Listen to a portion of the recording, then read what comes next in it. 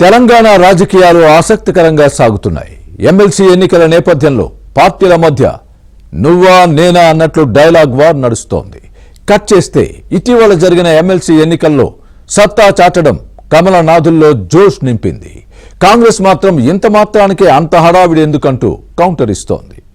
ఈ క్రమంలోనే ఎమ్మెల్యే కోట ఎమ్మెల్సీ ఎన్నికలపై కాంగ్రెస్ కూడా దృష్టి పెట్టింది.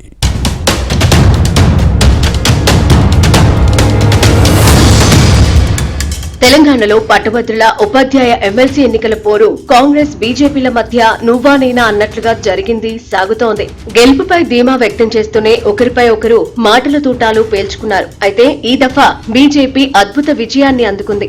తెలంగాణలో 3 ఎమ్మెల్సీ స్థానాలకు ఎన్నికలు జరిగితే అందులో 2 బీజేపీ ఖాతాలో పడ్డాయి. దీంతో టీబీజేపీలో కొత్త జోష్ పెరిగింది.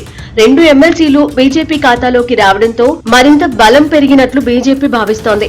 టీచర్, గ్రాడ్యుయేట్ 2 ఎమ్మెల్సీ స్థానాల గెలుపుతో క్యాడర్లోనూ ఫుల్ జోష్ నిండింది. ఇక నుండి కాంగ్రెస్ కు తామే ప్రత్యామ్నాయం అంటున్న కమలం పార్టీకి త్వరలో నూతన అధ్యక్షుడి ప్రకటన కూడా ఉండనుంది. ప్రధాని మోదీ చరిష్మా తెలంగాణలో వర్కౌట్ అయిందంటున్న కమలనాథులు ఇకపై మరింత దూకుడుగా వెళ్లేందుకు ప్లాన్ చేస్తున్నారు. ఎమ్మెల్సీ ఎన్నికల కోసం వాడిన ఫార్ములాతోనే వచ్చే స్థానిక సంస్థలు జీహెచ్ఎంసీ ఎన్నికల్లో పాగా వేయాలని బలంగా సన్నద్దమవుతున్నారు. త్వరలో గెలిచిన ఎమ్మెల్సీలకు మోదీతో సమావేశం ఏర్పాటు చేసేందుకు కేంద్ర మంత్రులు కిషన్ రెడ్డి, బండి సంజయ్ ప్రయత్నిస్తున్నారు.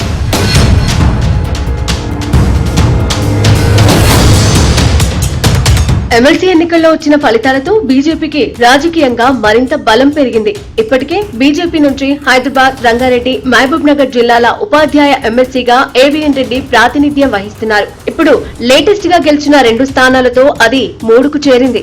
8 మంది ఎమ్మెల్యేలు, 8 మంది ఎంపీలు, 3 ఎమ్మెల్సీలతో బీజేపీ మరింత బలపడిందని నేతలు సంబరపడుతున్నారు. అయితే ఈ మాత్రం దానికే అంత సంబరం ఎందుకంటూ కాంగ్రెస్ ఎదురుదాడికి దిగుతోంది.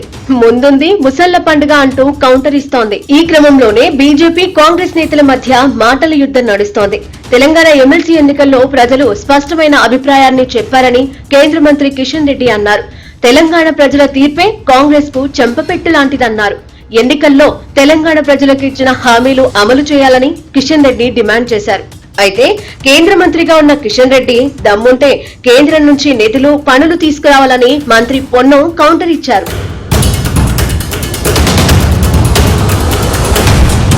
అటు మరో కేంద్ర మంత్రి బండి సంజయ్ కూడా ఎమ్మెల్సీ ఎన్నికల ఫలితాలపై ఇంట్రెస్టింగ్ కామెంట్స్ చేశారు. ఎమ్మెల్సీ ఎన్నికల ఛాంపియన్ ట్రోఫీలో బీజేపీ విజయం సాధించిందన్నారు. బండి వ్యాఖ్యలకు మంత్రి పొన్నం కౌంటర్ ఇచ్చారు. ఇంతదానికే ఎందుకంత మిడిసిపాటు అంటూ ఫైర్ అయ్యారు. భారత్ టీమ్ గా వచ్చినటువంటి భారతీయ జనతా పార్టీ ఇలా విజయం సాధించింది. ఈ విజయం మామూలు విజయం కాదు. ఇండియా పాకిస్తాన్ మ్యాచ్ అప్పుడు ఏ విధంగా ఆతృతతో ప్రజలు ఎదురు చూసారో అదే స్థాయిలో ఈ ఎన్నికల కోసం, ఈ ఎన్నికల ఫలితాల కోసం ప్రజలు ఎదురు చూసారు. కాబట్టి ఇవాళ ఈ మ్యాచ్లో గెలవడానికి, అడ్డదారిలో గెలవడానికి కాంగ్రెస్ పార్టీ ప్రయత్నం చేసింది. మమ్మల్ని ఓడించడానికి బీఆర్ఎస్ పార్టీ, బీఎస్పీ అభ్యర్థికి సపోర్ట్ చేసింది. కానీ ఏం చేసినా వాళ్ళ కుట్రలు, వాళ్ళ కుతంత్రాలు ఫలించలే. ఇలా న్యాయం గెలిచింది, ప్రజాస్వామ్యం గెలిచింది. ఈ రోజు బండి సంజయ్ గారిని సూటిగా అడుగుతా ఉన్నా, మీరు సొంత బలం మీద గెలిస్తే ఎస్ బీజేపీ గెలిచిందని మేము కూడా శుభాకాంక్షలు చెప్తాం. మీరు టీఆర్ఎస్ పార్టీ కలిసి టీఆర్ఎస్ పార్టీ అభ్యర్థిని పెట్టకుండా గెలిచి ఇలా మేము గెలిచినాము, రంజాన్ గిఫ్ట్ అంటే ఇలా కాంగ్రెస్ పార్టీకి, ఇండిపెండెంట్ కు, దాని తర్వాత బీఎస్పీ క్యాండిడేట్ వచ్చిన ఓట్లంతా పాకిస్తాన్ వల్ల. ఇది దురదృష్టకరం. ఇటువంటి ఒక కేంద్ర మంత్రి స్థాయిలో ఉన్నటువంటి ఆయన మాట్లాడితే ఇది రాజకీయాల ఒక కేంద్ర మంత్రిగా ఎదిగినటువంటి మాట్లాడేటువంటి మాటలు కాదు. ఇక ఇప్పుడు ఎమ్మెల్యే కోట ఎమ్మెల్సీ ఎన్నికల కోలాహలం మొదలైంది. తెలంగాణలో త్వరలో ఖాళీ కానున్న 5 ఎమ్మెల్యే కోట ఎమ్మెల్సీ ఎన్నికల కోసం పార్టీలు కసరత్తులు చేస్తున్నాయి. ఇక ఖాళీ కానున్న 5 ఎమ్మెల్సీ స్థానాల్లో 4 కాంగ్రెస్ కు, 1 బీఆర్ఎస్ కు దక్కనున్నాయి.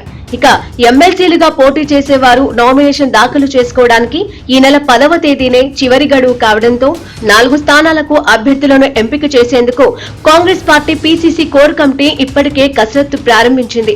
దీనిలో భాగంగానే సీఎం రేవంత్ రెడ్డితో కమిటీ సమావేశం నిర్వహించింది.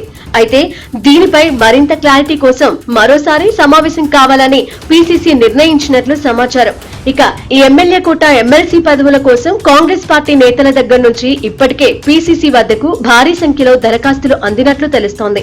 ఈ క్రమంలోనే పదవుల భర్తీ, భవిష్యత్తు కార్యాచరణపై ఏఐసీసీ పెద్దలతో టీ కాంగ్రెస్ నేతలు చర్చించే అవకాశం ఉంది.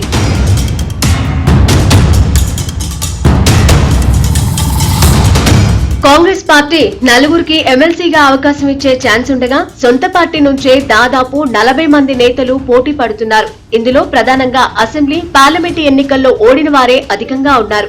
ఎస్సీ, ఎస్టీ, బీసీ, ఓసీ ప్రతిపాదికన ఈ 4 సీట్లు ఇవ్వాలని పార్టీ పెద్దలు భావిస్తున్నారు. అందులోనూ ఒక మహిళకి తప్పనిసరిగా అవకాశం ఇవ్వాలని నిర్ణయం తీసుకున్నారు. ఇక ఎమ్మెల్యే కోట, ఎమ్మెల్సీ అభ్యర్థులను ఆదివారం ప్రకటించనున్నట్లు పీసీసీ అధ్యక్షుడు మహేష్ కుమార్ గౌడ్ వెల్లడించారు. ఇదిలా ఉంటే ఎమ్మెల్సీ అభ్యర్థుల ఎంపిక కాంగ్రెస్ పార్టీకి తలనొప్పిగా మారింది. ఎవరి పేరు చెబితే ఎవరు ఏమనుకుంటారోనని పార్టీ నేతలు సైలెంట్ గా ఉంటున్నారు. దీంతో అభ్యర్థుల ఎంపిక బాధ్యత హైకమాండే తీసుకుంది. పార్టీ 20 ఏళ్ల భవిష్యత్తును దృష్టిలో పెట్టుకుని ఈ ఎంపిక ఉంటుందన్న అభిప్రాయాలు వినిపిస్తున్నాయి.